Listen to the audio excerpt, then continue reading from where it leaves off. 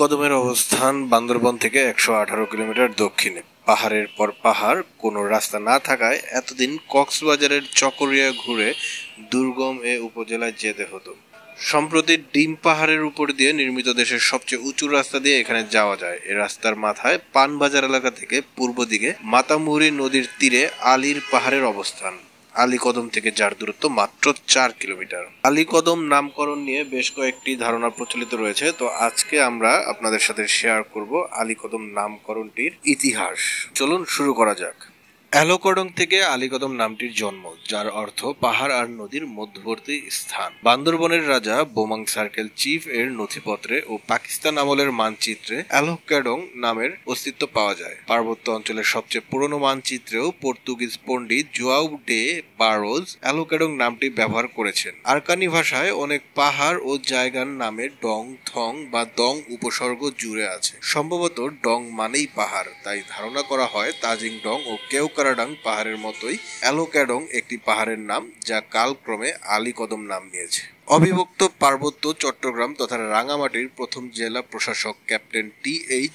লুইনের মতে allay kingdom থেকে আলীকদম নাম হয়েছে, যার মতে অ্যালে অর্থ দমন আর কিংডম অর্থ রাজ্য। বাংলায় মুঘল সুবেদার শায়েস্তা খাঁ এখানে ক্ষুদ্র এক রাজ্য শক্তিকে করায়ত্ত বা দমন করেন, তাই ইস্ট ইন্ডিয়া কোম্পানি আমলে এই অঞ্চলের নাম হয় অ্যালে কিংডম বা দমন করা রাজ্য, যা পরবর্তীতে আলীকদম নামে টিকে থাকে। নবম শতাব্দী থেকে আরকানি শাসনে থাকা আলীকদম পঞ্চদশ ও ষোড়শ শতকে বাংলার সুলতান জালালউদ্দিনের করায়ত্ত হয়। ১৭৫৬ সালে মুঘলরা এই অঞ্চল জয় করলে আরকানি শাসনের কফিন শেষ পেরেক ঠোকার কাজটি হয়ে যায়। আরাকান রাজা কং লা প্রুকে আত্মসমর্পণ করতে বাধ্য করে সপরিবারে পার্বত্য অঞ্চল থেকে বিতাড়িত করা হয়, যদিও তারও অনেক আগে থেকে আলীকদমের শুরু হয় মুসলিম সভ্যতার ইতিহাস। আরকানি ইতিহাসে বলা হচ্ছে শাসন পরিচালনার ফায়দা তুলেছে ১৮ জন আরকানি রাজা মুসলিম উপাধি গ্রহণ করেছিলেন। এদের মধ্যে ১৪৩৪ থেকে ১৪৫৯ খ্রিস্টাব্দ পর্যন্ত